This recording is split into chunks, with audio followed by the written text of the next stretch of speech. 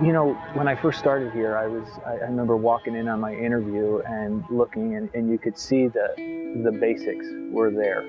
And I always thought that Zoo Boise was like this sleeping giant, and it just needed to be woken up.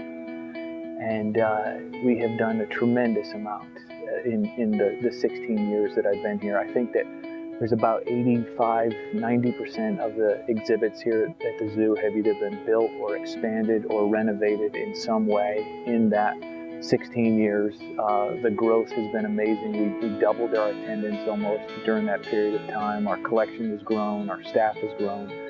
And so to see that growth and be part of that growth has been just a tremendous experience. You know, the zoo benefits the community in a number of different ways. You know, first of all, it's a nice place to come. We've got lots of big trees and lots of shade. It's a fun place to come and spend some time with the family. It's a nice way to get out of the house and experience some nature without really having to venture up into the wilds yourself. So it's a nice place to come. Second, it's from an educational standpoint, we are one of the most important places in the state to come and learn about wildlife. And there's no better way to experience and learn about wildlife than to see it in person. I mean, you could watch Animal Planet and National Geographic Channel all day long, but when you're standing this far away from a tiger or a lion and all there is a piece of glass between you and it, it's a different experience, and we can provide that experience to the community. The third part is wildlife is in trouble. All around the world, some of our most famous animals are becoming perilously close to extinction. There's 3,200 tigers left in the wild. The number of elephants in Africa has dropped from 1.2 million in 1980 to 420,000 today.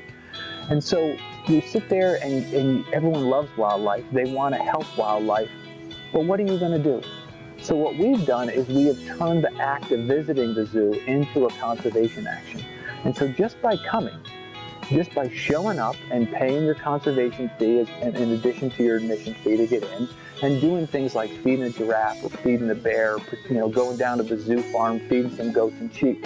We've provided a way for the community to protect the animals that they love so much out in the wild. And so we think those three things, the recreational part, the educational part, and the conservation part, are really three unique services that we can provide to Boise and the entire Treasure Valley. I have tremendous amount of respect for all the folks who've made this place such a wonderful, and including all of our supporters, because we couldn't do it without the supporters. Good bird.